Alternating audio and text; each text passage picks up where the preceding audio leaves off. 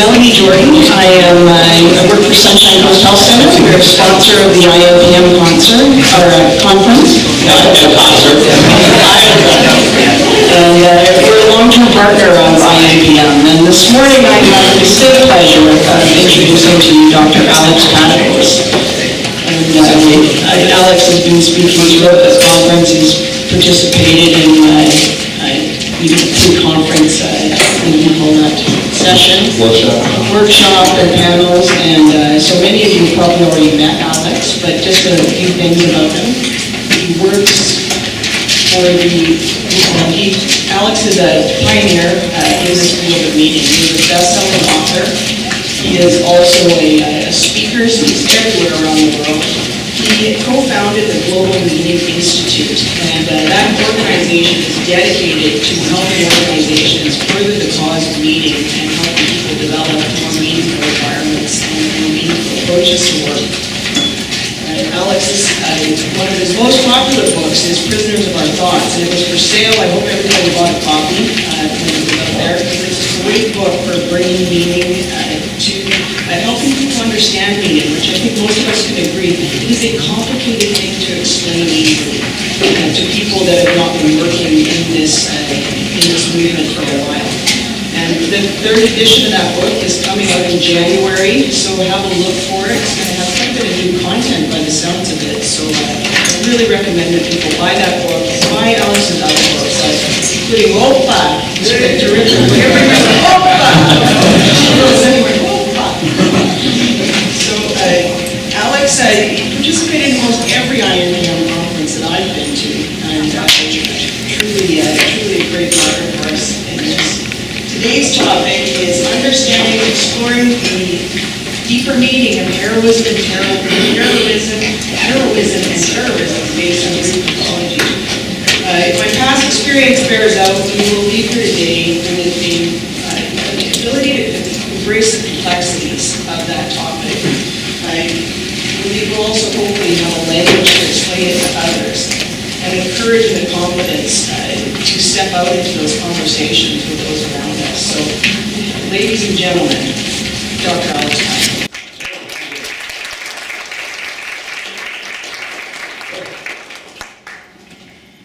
Paul Wong here yet? He's hiding, okay. And I'm going to explain why. To be honest, and I have to confess, I'm not exactly sure what I'm going to say this morning.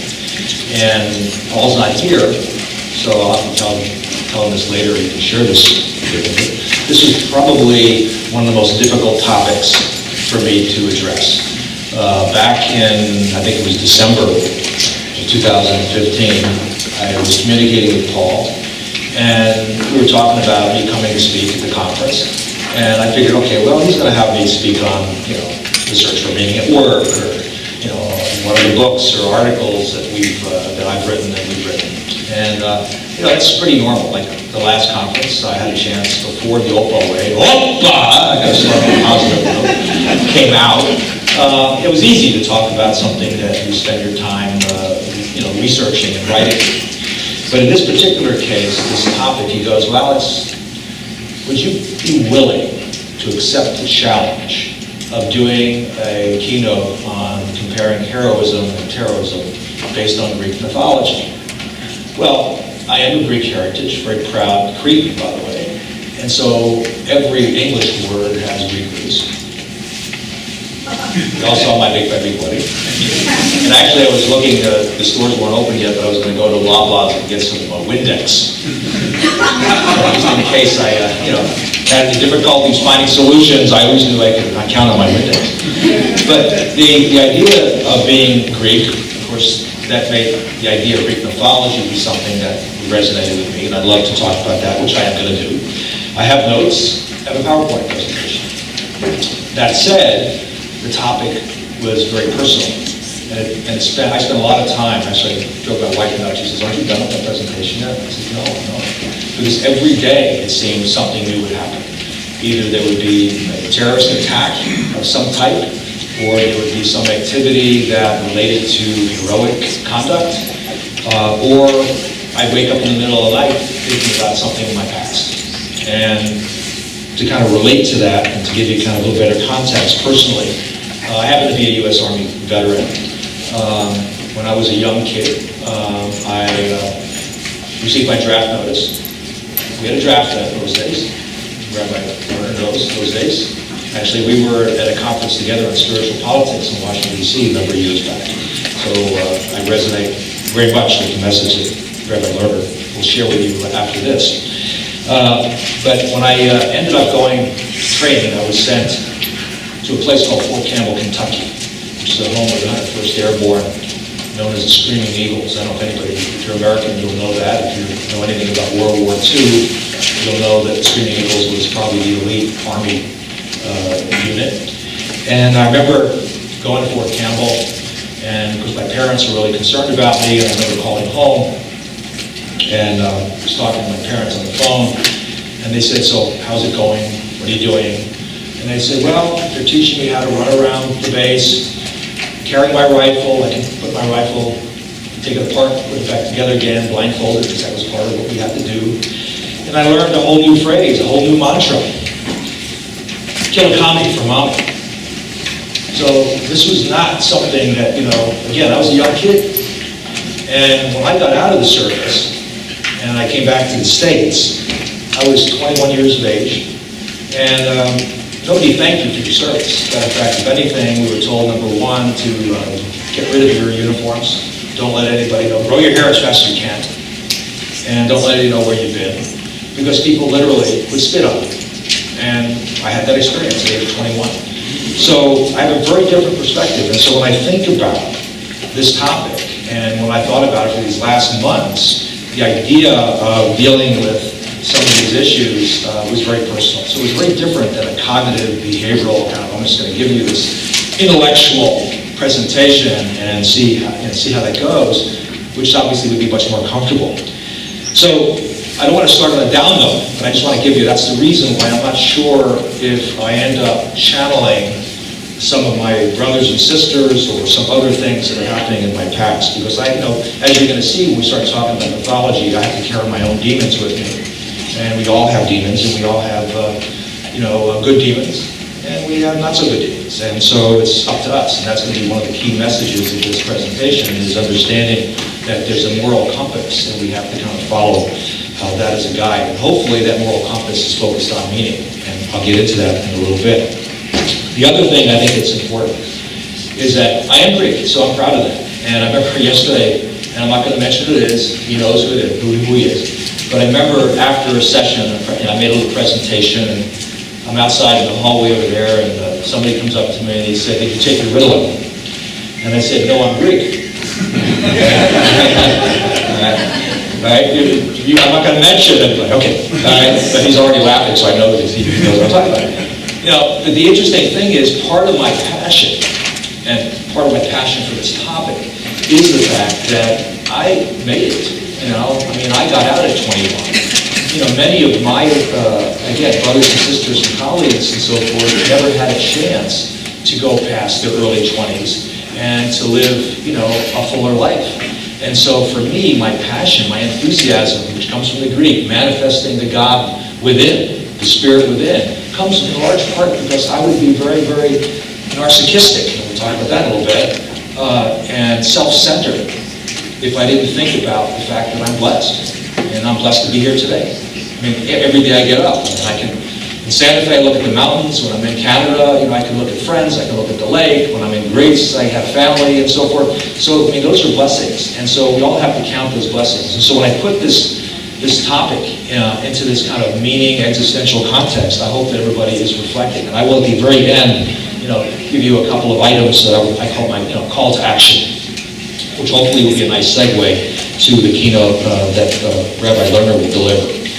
Just as a quick background, I'm not a logotherapist.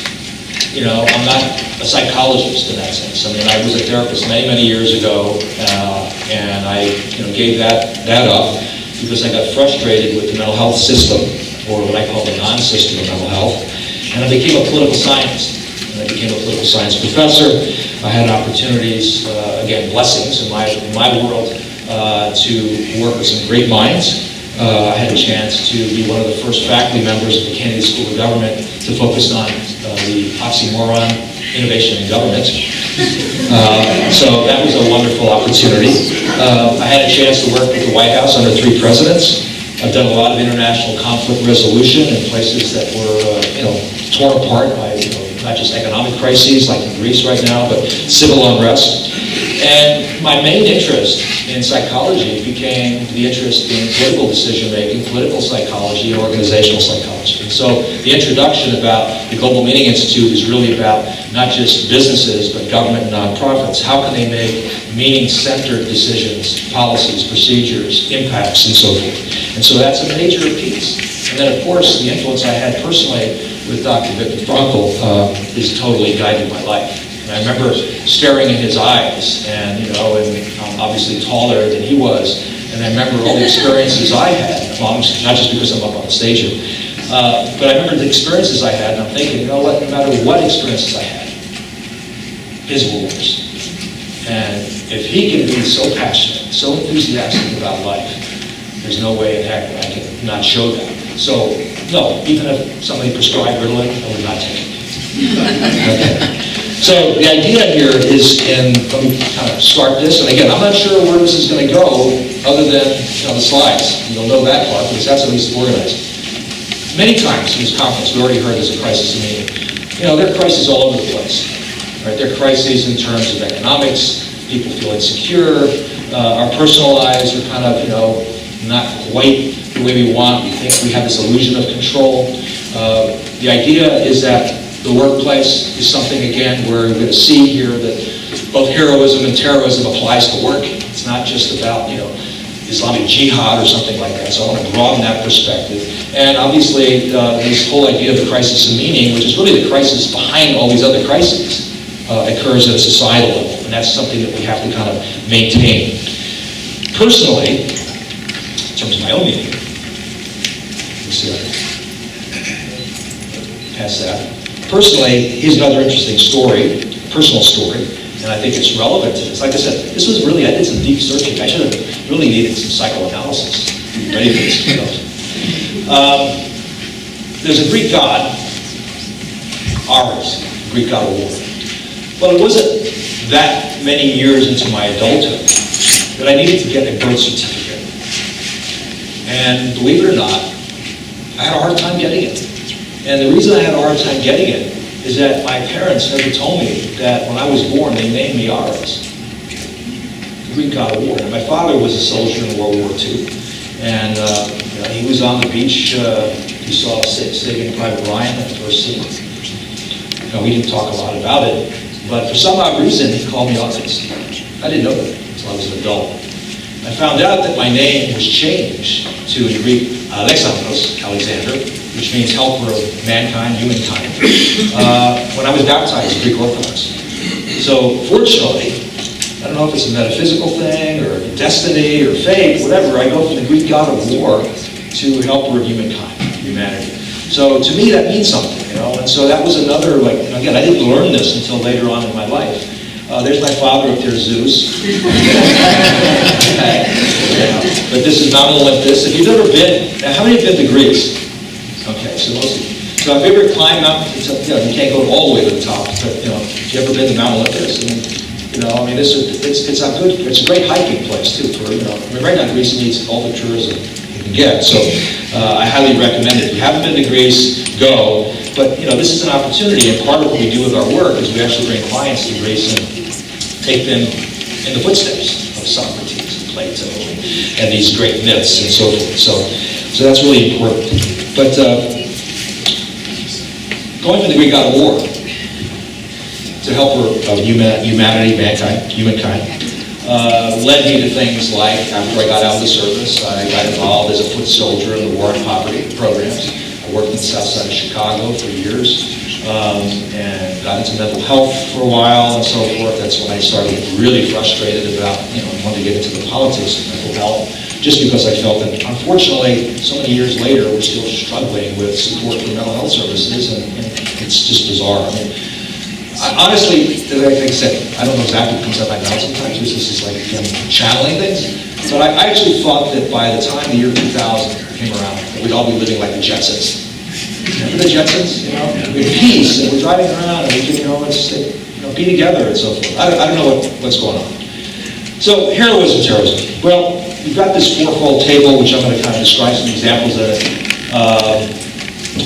A, B, C, D. It's really simple for those of you who don't like stats.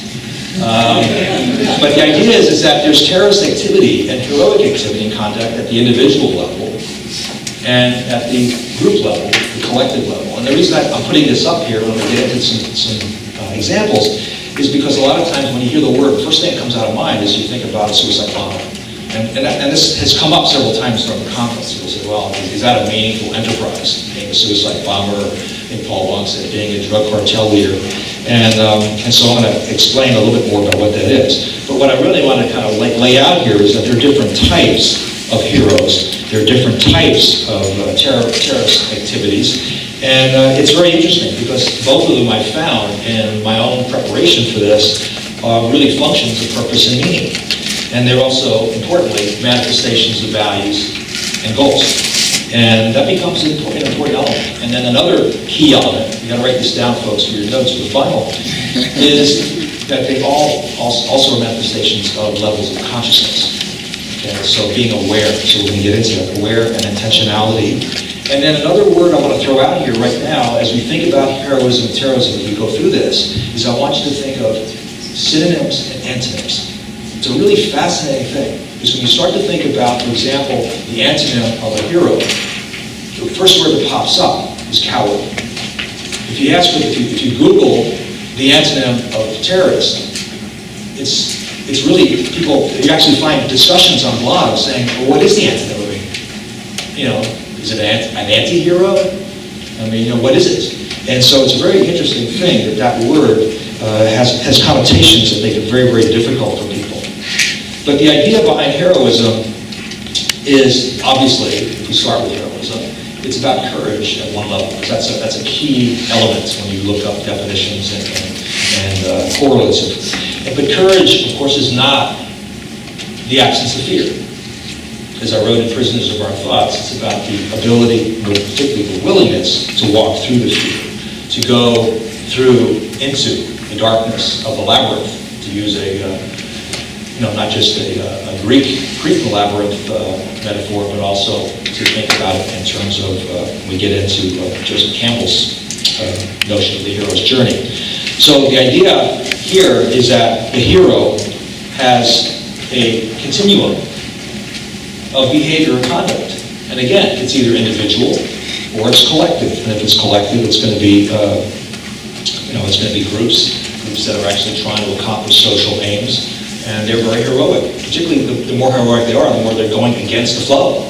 And you're going to hear that, Rabbi Lerner said, he's been working for years trying to make major societal change. And so to do that requires a lot of resilience, a lot of persistence, and a lot of almost defiance, even willing to be arrested if necessary.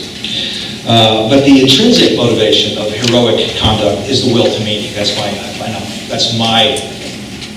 I'm going to espouse, because we're going to compare that to the terrorist activity. And I'm going to explain where the meaning comes in as well. Heroic conduct is primarily non-intentional. Non-intentional. That's a very important distinction between terrorists, for the most part. All things being equal, which in social sciences they're not, but I'm going to throw that out as a premise. It's a byproduct of the conduct, heroism.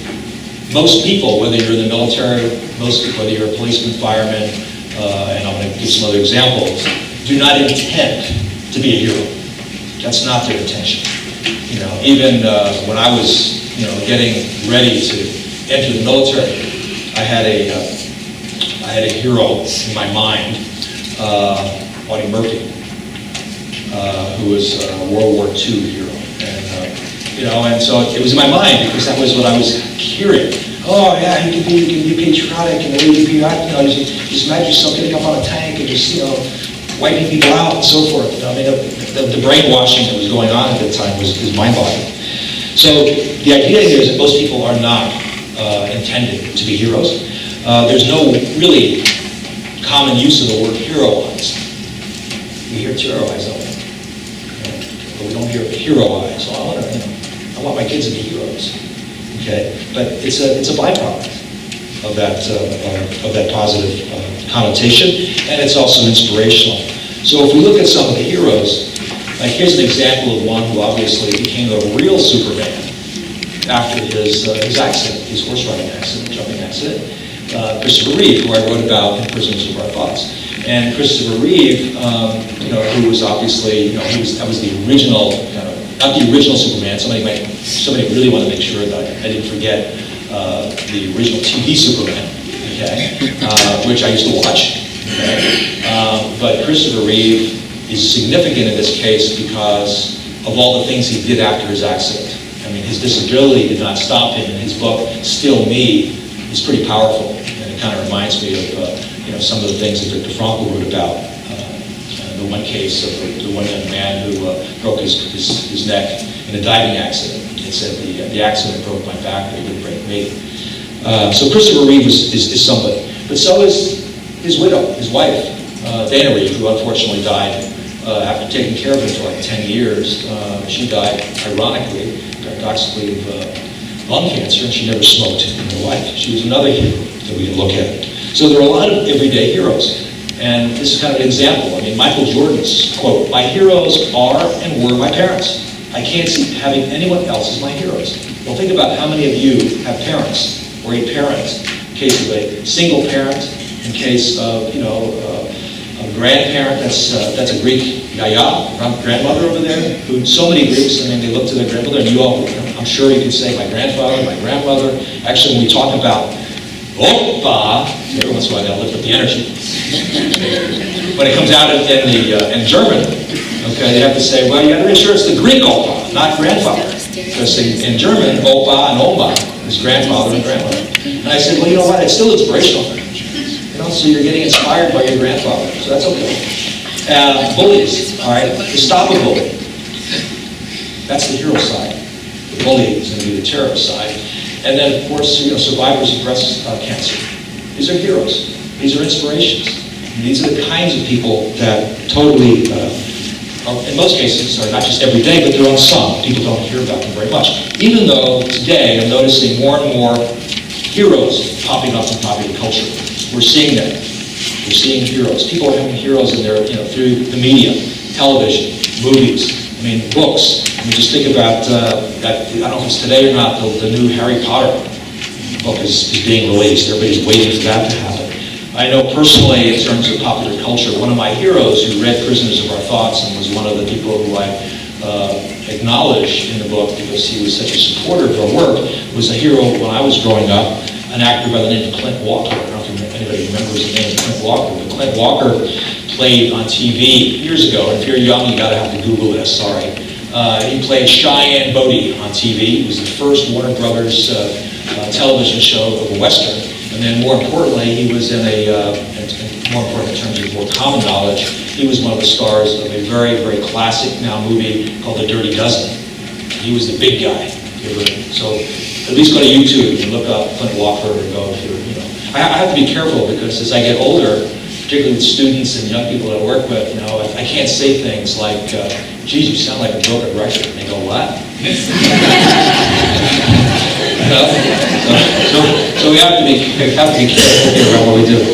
So, but the idea is that heroes are becoming more and more, to have an entire TV show devoted to heroes. Again, they're superheroes, but, nonetheless. So heroism can come from your job or your profession, some by definition. Just like we say some jobs are, by definition, meaningful, right? Even though a lot of people don't recognize it. So whether you're a fireman, whether you're a police officer, in this day and age, it's tough. I was watching something on the news last night of literally police officers in Buffalo, New York, breaking down in tears because the community came to support them and thank them for their service. In this day and age, particularly in the United States, this notion because of all the polarization that's been happening, and it's like most soldiers, most police officers, most firemen, they get their own calendar. But most of these, some of you know what I'm talking about. For some reason, women love firemen, but nobody loves police officers. to be able to acknowledge your service. I remember seeing a sign before I came up to Canada, and the sign was, next time you're in trouble, call your local drug dealer.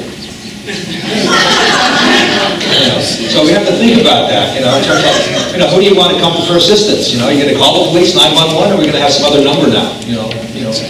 So it's important. Doctors, physicians, nurses. These are the everyday heroes that are unsung. Nobody really thinks about them in the way that we do. Of course, CNN does have a program that tries to acknowledge that there are everyday people that are heroes.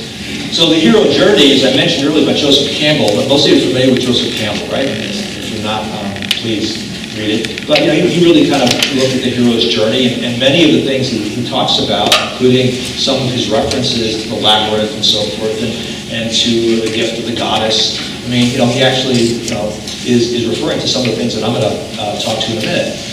So that's one issue. Then the other area is that when you think about Campbell, of course you've got to think about Carl Jung, you think about archetypes, and there are quite a number of people who have taken Jungian archetypes and applied them to the hero's journey, to look at the kinds of people that are on, as Gene Houston would say, the mythic journey, applying gods and goddesses. And there's Dr. Bowen, a psychiatrist, actually takes Greek gods and goddesses and applies them to every man and woman. That every woman has a goddess archetype, and every man has a Greek god.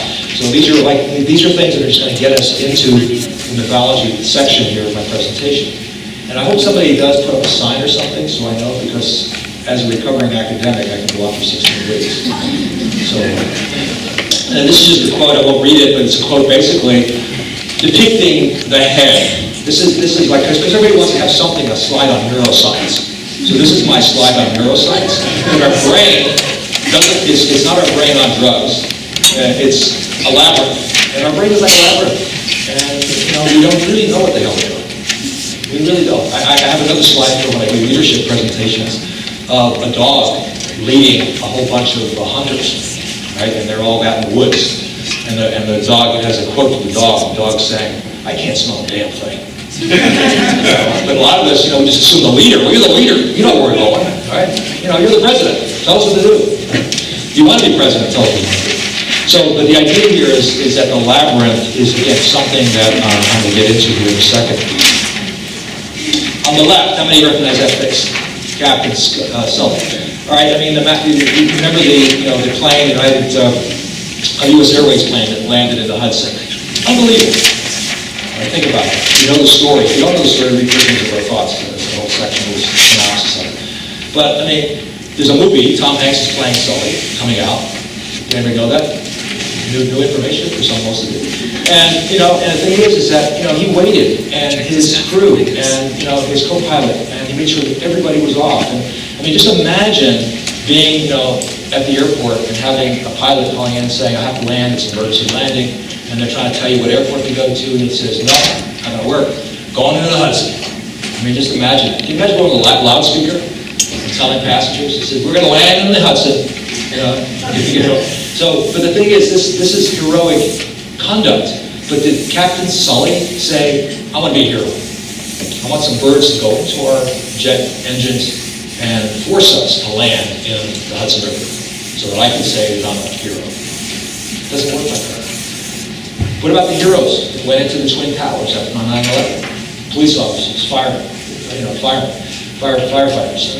These are the real heroes, all right? That, again, they did not intend to be a hero. Right? So when you think about that, it's really important kind of concept. And then, of course, when you think about the Twin Towers, you got to think about terrorism, which is the other side. Okay? So what are some of the terrorism?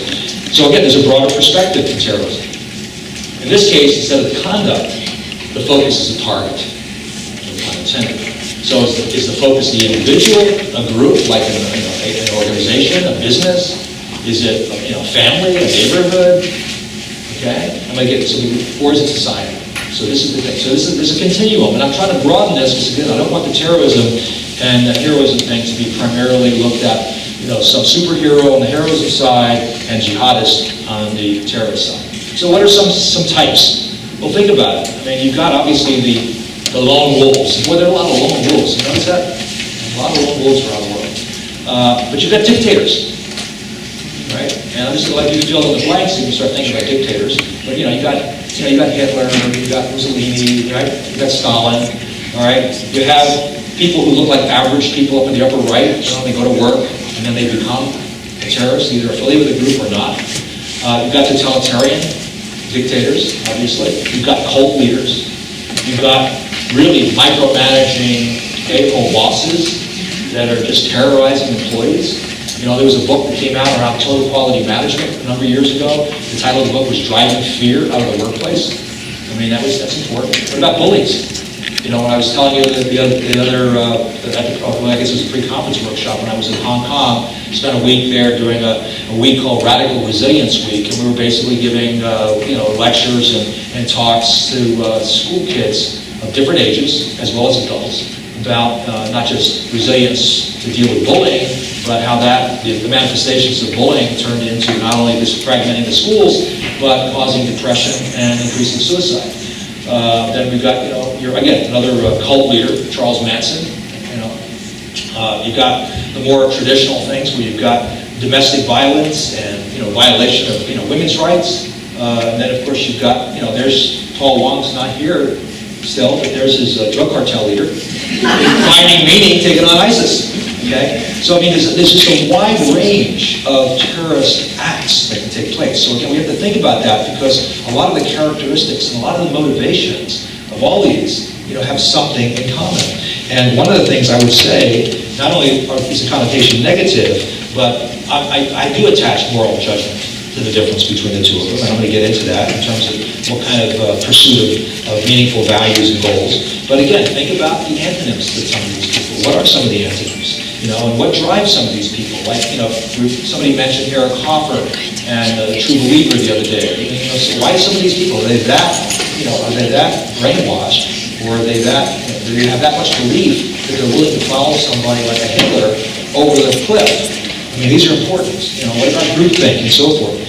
So these kind of fundamentalist activities go across the entire continuum. And we have, of course, lots of different types of terrorism. Not just the conventional type that we're talking about on a societal level, but even on a societal level, you've got state-sponsored terrorism, you've got eco-terrorism, cyber-terrorism, bioterrorism, and then, of course, you've got the personal terrorism that happens. So that's that's the preface. So let's go to Greece. So now we're trying to uplift. That's the temple here of Poseidon, south of Athens.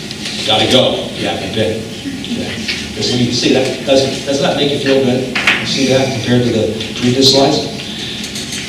Okay, when we think about Greece and the impact of Greek mythology on the hero, terror type of continuum, again, you got popular mythology, popular culture that's helping to drive it. How many are familiar with Percy Jackson's series? Anybody? A couple of you, okay. Now, Harry Potter's new book's just coming out, right? The new one that's coming out, again, I think it's today, it might be today or this coming week. Rick Riordan, if you don't know who he was, he used to be a high school teacher. And he was teaching ancient history. And he was trying to get kids engaged. We talked about engagement. Gordon, you talked about engagement recently. And the issue with this was students were not engaged. So he said, well, how do I teach ancient history to these kids? And he said, well, I'm going to make it fun. So he created this character, Percy Jackson, and he created this group of teenage demigods. So they're all kind of like, heroes in that sense. And so they have one parent is Apollo, Zeus, Athena, whatever, and then the other one is a mortal. And so that became a book series, and it's now a movie series. And it actually was a successor to Harry Potter. So if you're not familiar with Percy Jackson and the Olympians, I highly recommend that you take a look at it. Next time you go to a bookstore, go on Amazon, check it out, because it's great for kids to learn about the stories, but they learn the myths, they learn about ancient history, obviously Greek history, and so forth. And then there's a bunch of movies that are also popping up. The issue for us about learning about this stuff is that we need to be able to, in order to truly understand the kind of things that we're talking about in this topic, is that we need to leave our cave. We all have caves, right? We live in a cave. This is the allegory of Plato's cave. And what you see basically is some people, I don't know if you can see them, but they're on the left behind the wall. And what they're seeing is basically the reflection, the shadows of these images that are being cast on the cave wall by the people on the other side of the wall. And so their perception of reality, their consciousness, right, is constrained. They're not seeing the light. They're not seeing what's really going on. In effect, they're being brainwashed. And so part of this notion of getting into this Greek thought process is to get out of the cave. And so you see the people leaving. Okay, there's Reverend Lerner up there. We got all these people, and they're leaving the cave, and they say, wait a minute, there's a light out there, and I want to lead people to the light. I don't want people to stay in the cave, in the darkness, and only see reflections that are being cast by people who are not telling us the truth. So this is an important element in terms of understanding. So and I believe, truly, bless you, I really do believe, as we say in our book, The Opal Way, that you cannot connect meaningfully with others if you believe that you have a monopoly on truth. Okay? You cannot connect meaningfully with others if you believe you have a monopoly on truth.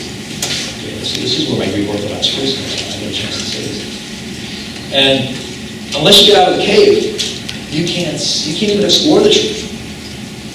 And so these people that are seeing these shadows think that that's the truth.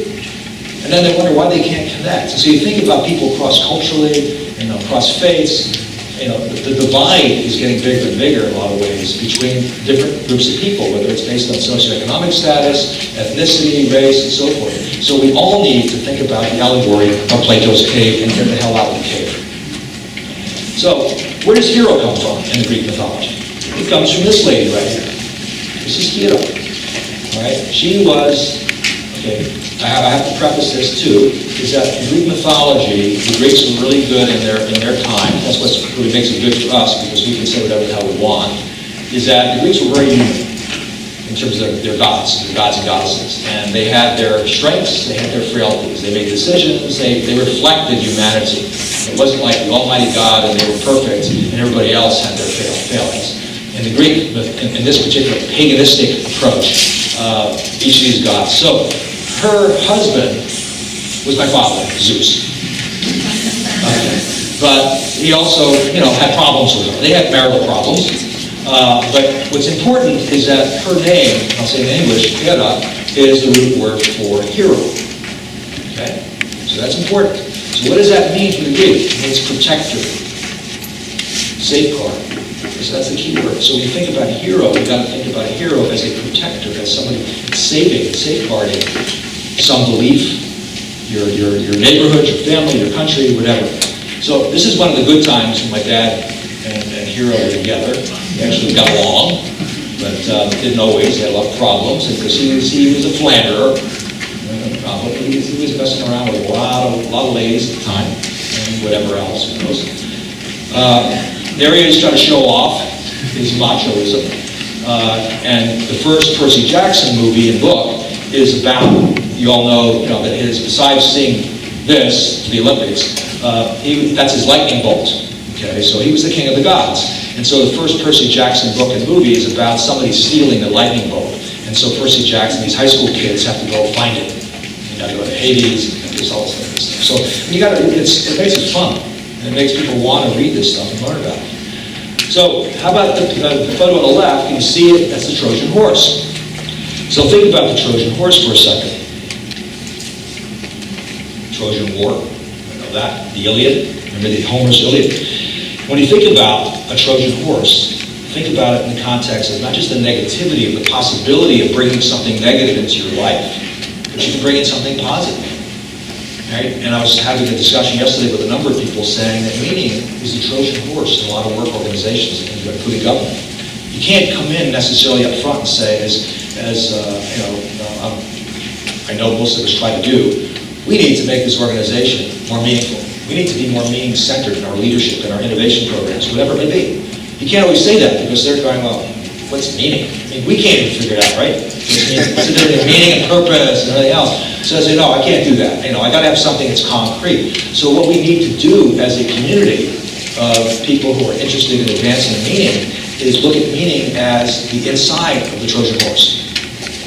So you want to bring in the Trojan horse. So your Trojan horse may be you're going to do better performance improvement, or you're going to do some innovation program, But the idea is that you don't come up front with the meaning because they're not going to let you in the gates of Troy. You have to be a little sneaky here. So the Greeks were sneaky. They brought in the Trojan horse. The other reason that Trojan horse is important symbolically is that it shows that there's a force within. Because that's really what's in there, right? There's a force. We all know the story of the Trojan horse. There's soldiers in there. We all have our little soldiers. And they're inside us. And so we have to unleash them. And so you can do that for good or for evil, right? And that's part of what the Trojan horse is about. Again, there's that dichotomy in Greek mythology, that there's good things and bad things. You've got, on the right side, you can't see it, but there's a drawing, a painting of Achilles. Now, Achilles was the Greek hero in the Iliad, and he's the person, unfortunately, Achilles was really torn, kind of like I feel here today, torn back and forth, left and right. Because Achilles kills Hector, who you can't see, you have to come up real close to see this, but he's dragging Hector behind his chariot in front of the gates of Troy. And the problem with that is that Achilles was on one level a very loving, kind person, but he had this almost schizophrenic personality. And so he not only wins, and he's the hero of the Trojan War here, but he has to not only kill Hector, but he's got to drag his body to let everybody know how great he is. I'm a hero, okay, at that point. Again, he wasn't saying he was a hero, but he wanted to prove that he was victorious, okay? Which again, fought against a lot of his personality. There was this controversy and conflict between the wrath of Achilles and love. Now, ironically, Achilles is killed, all right? He gets killed by an arrow, poisoned arrow, by Paris. So where do we come up with the word Achilles heel? Right? Because he was shot in the heel. But that was the only part of his body. He was supposed to be immortal, but that one part of his body was not.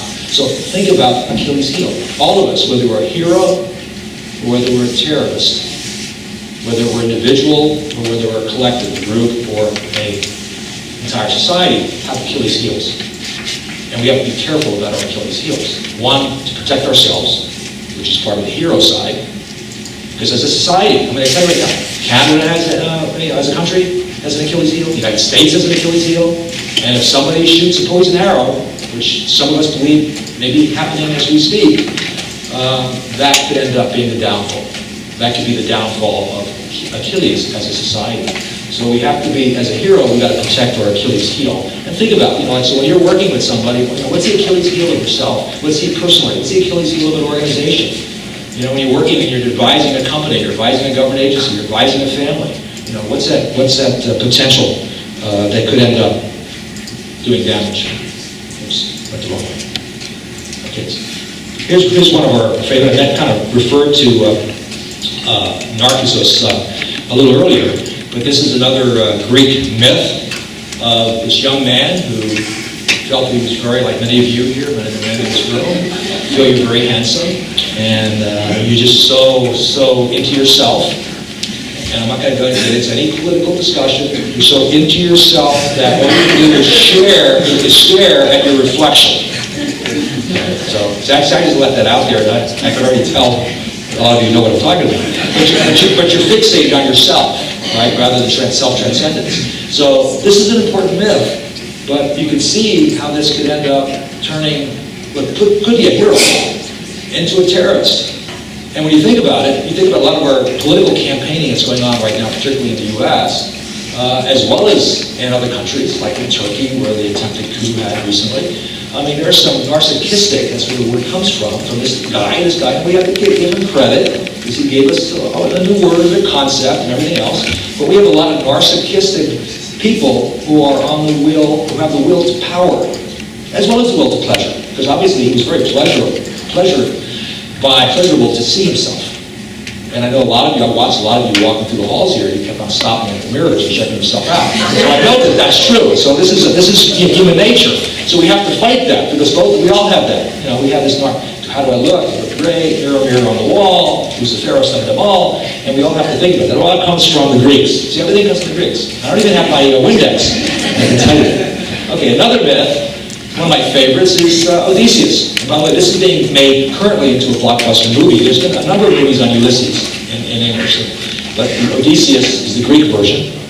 And This is his return to Ithaca. This is in the Iliad, and this is now the Odyssey. And what's fascinating about this particular drawing is about, that's Odysseus tied himself to the mast, and he is listening to the sirens, and the sirens are playing this beautiful, captivating music that will allow your ship to crash in the rocks. And what Odysseus wants to do is he heard about the sirens. I don't know, it was maybe on iTunes or something. And he heard about it. He said, I want to listen to their music. So he said, but I can't let you, the crew, listen to the music. So you're going to have to, cover up your ears, because otherwise we're going to crash our boat or ship.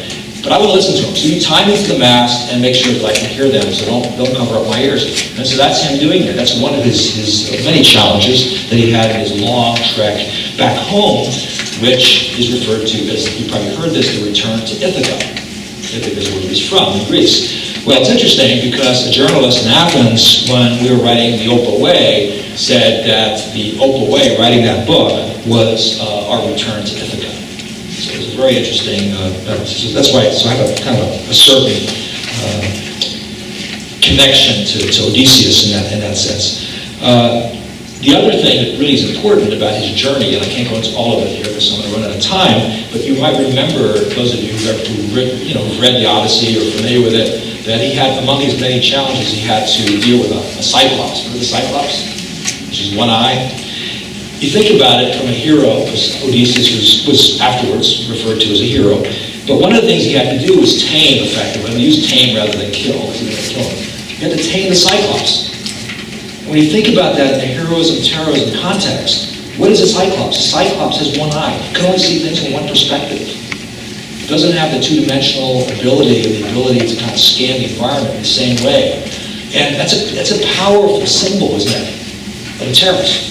Because a lot of times what happens is, whether they become a true believer, a la Eric Hoffer, or whether or not they become part of a sect, a culture that's made up of cult leaders, led by a cult leader, or whether they're somebody who's in a political system and they're just marching to the tune of the totalitarian dictator, it's almost as if they're a cyclops.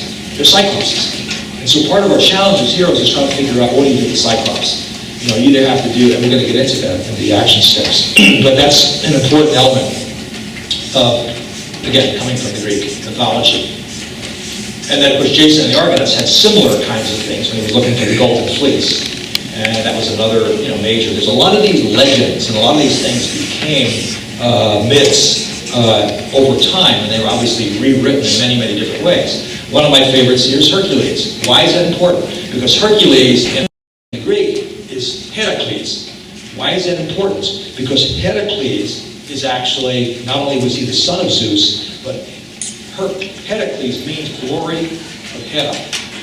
So now you can see, so Hercules, Heracles was supposed to be the protector of mankind, of humanity. And so the one picture is Hercules, and when I was growing up, Steve Reeves, and then most recently there was a movie with The Rock playing Hercules in this thing. So there's another myth, but the idea is that it's the protector. It's a protector of society. It wasn't to demolish society. It wasn't to take down a culture. It was to protect something. And then the true meaning of Heracles came out by Disney. A true hero. This is a great parental guidance. This is Father Zeus talking to his son Heracles. And he's saying a true hero isn't measured by the size of his strength, but by the strength of his heart. I thought that was a pretty powerful thing. I mean, that's the kind of messaging I wish we had more of that in the literature and in movies and so forth. So, so the idea is, how do we interpret what Heracles was all about? One of my most favorite myths has to do with one of my cousins, Theseus. And Theseus is up there, he's slaying the Minotaur in the labyrinth in Crete. Has anybody ever been to Crete? In the Knossos? If you go there, it's the home of the Minoan civilization, headquarters there, capital city, whatever. Anyway, so Theseus slays the Minotaur, and the Minotaur was, used to sacrifice, each year, young men and women and so forth. So he goes into a labyrinth, that's a picture of the Cretan labyrinth design, and what's important about this is that he was obviously a hero. But more importantly, the love that he had by and for Ariadne, who's depicted at the bottom, she's the one that allowed him to survive. because she gave him a lifeline, literally, in this myth, a thread, so that he could get out, because most of the people who tried to go in and get rid of the Minotaur couldn't find their way back out. So his love of his life, Ariadne, gave him a thread and said, keep the thread and you can go in, slay the Minotaur, hopefully you can, good luck, and then, take the thread and get yourself back out of here, and we'll go on with life. So the lesson learned here is that a lot of times being heroic requires, as Christopher Reeve did with Dana, is connecting with others. You can't just do it yourself, okay? Another favorite that's become mythologized is, this is kind of a picture of from the movie 300. Anybody see 300 before? Movie? That's a classic movie, and it's the Battle of Thermopylae. So I'm just going to move on. These are, again, the fact that they were up against and defending, at that time, ancient Greece, Sparta, against the Persians who were attacking them. And it was a major thing. And the very famous line from the Greek king of Sparta, he said, we don't care where the enemy is, but we don't care how big the enemy is, we just want to know where are they. Is that a sign of courage or what? Okay, and then here's my friend Kirk Douglas playing the original Spartacus. Just so you don't know this is important for you to know. Spartacus was Greek. Okay? He was from Thrace, and he became during the Roman Empire, became a Roman slave. But what's powerful about this, again, going back to the group and the connections, your lifeline, is that if those of you who haven't seen it, go to see it, at least part of it on YouTube, is at the end of the movie, when the Roman general is trying to find Spartacus, because they were so upset with this slave, leading this revolution, and they said, where is Spartacus? Who's Spartacus? And the one person gets up, it's Tony Curtis, the actor, and he goes up, I am Spartacus. And then another person goes, I am Spartacus. Think about it from your own life. How many of you have friends? How many of you have family members? How many of you have bosses that would say, I am Gordon? No, I am Gordon. If somebody's attacking him. All right? I mean, that's a powerful thing. So the idea is that being a hero wasn't for the one person. It was the group that collectively, and that's what we need, again, is that we need collective attempts. This is quickly a slide of Perseus slaying Medusa as another example, but in this particular case, Medusa is the one she was actually a beautiful lady that was converted to this monster with snakes as hair. And, we all know people like that, right? But anyway, what's powerful about this particular myth is that nobody was able to get and slay Medusa directly. So he had to do it with a reflective shield. So a lot of times the message here is that it's symbolic that sometimes our most heroic actions become reflections of something rather than a direct attack. We just do something, and again, it's a byproduct. Being a hero is a byproduct of what we actually are intending to do. You might try to slay something, and it might not work. This is another myth of King Midas. These are real photos. And what's really interesting about King Midas is that, this has kind of come with the concept of be careful what you wish for. He had this dream and his wish that he wanted to have gold. He wanted everything that he touched to turn to gold. That's what we call the Midas touch. Remember that? Midas touch, you all heard that? And this is important because he didn't recognize what true happiness was. And he really didn't understand the essence of how a blessing could become a curse. And so he became a slave, a prisoner of his own thoughts, a slave of his own desire. And so eventually, he had an aha moment, and he was able to get the gods to allow him to get rid of that capacity. But what he did is he put his hands in the river, and the river turned to gold. He was able to share that gold with his kingdom, his community. So again, he became the real hero after he gave up the kind of narcissistic need to be all about me. I want to be it. Because he found out he wanted to have something to eat, he touched it, it turned to gold. He couldn't eat it. He wanted to hug his daughter turned to gold. He couldn't hug her, he couldn't do anything. So just think about that. Some of us probably wish we could do that, but not everybody wants to have those kinds of wishes. And then many of us feel like Sisyphus, don't we? We feel like life is about pushing the boulder up the hill and it keeps on coming back. Well, Sisyphus is actually he was one of the Greek kings, but it's all about this joyless sense of striving for something, and it's actually now become a syndrome. It's actually called the Sisyphus syndrome. And what again it's asking us to do is that sometimes we might be pushing that boulder for a meaningful purpose, and the reality is that maybe it's not going to go over the hill right away. But we're doing it because we're trying to support the family, we're trying to get through school, and it's ongoing. But it's also a lesson for us to connect meaningfully with others, because maybe if we get some help, we can get that boulder over the hill. All right? So these are all important. The issue is all of this difference between heroism and terrorism comes down to knowing ourselves. This is the temple of Apollo, Delphi. This is the oracle. If you haven't been to Delphi, I would highly recommend that you go there. But this is where, the unexamined life is not worth living. Know thyself. That's actually the ancient Greek for know thyself on the left. And so the idea is that we need to spend more time doing that. And ultimately, to link it back to Viktor Frankl, it's this. It's about the pursuit. It's about the commitment, the authentic commitment to meaningful values and goals. And again, because as powerful as I feel about Viktor Frankl's legacy and his wisdom, this to me is one of the most powerful things about our moral compass. Because he said, well, yeah, of course, there's a lot of meaningful values.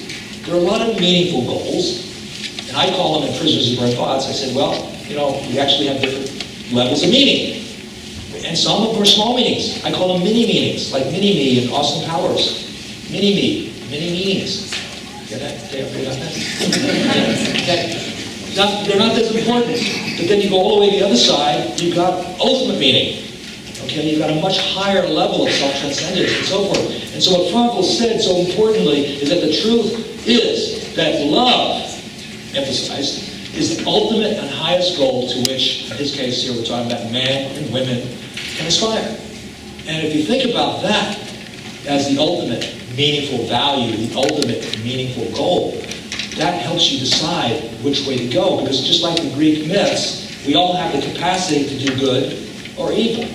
Frankl found that in the camps. I saw that in my military experience. I saw that in the war and poverty programs. You all have seen that. You've seen people do great things, and you've seen people not do so great things.